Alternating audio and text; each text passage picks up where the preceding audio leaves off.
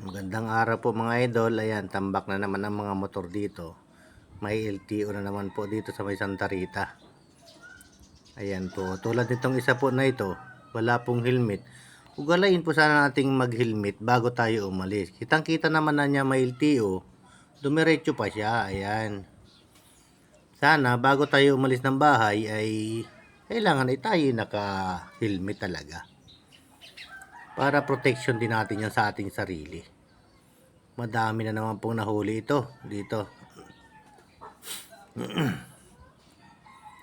Ayan po mga idol, parang tinitikita na.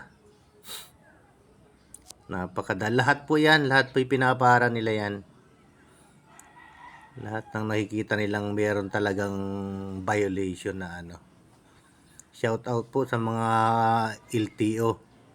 Ayan, oh, malaking truck, pinara nila yan. Ayan, dalawa po yan.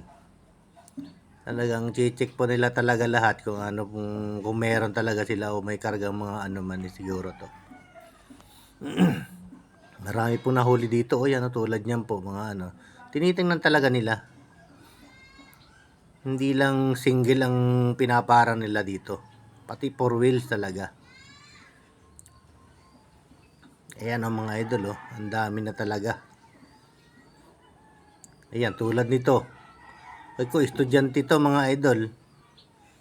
Ko, kawawa naman. Ba't dumiretso ka pa, boy? Ayan po, ayan, oh, huli tuloy.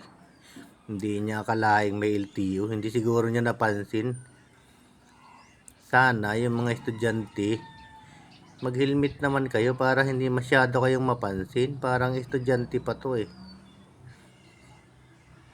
Oo, parang estudyante nga. Depends din naman natin yung ano na yan, yung helmet na yan. At isa pa, baka wala pa lisensya to kasi bago. Itong truck na to, natikitan din to kasi kalbo daw ang gulong. Bawal yung kalbo ang gulong. Ayan, tinitingnan na. Wala pang restro ata. Ayun, tinikita na ni Hepe. Shout out po sa lahat ng kanang LTO, lalo kay Hepe. Ayan po, tinitikita na talaga. Ay, tinanggal ang plaka na o kinuha na lang yung plaka.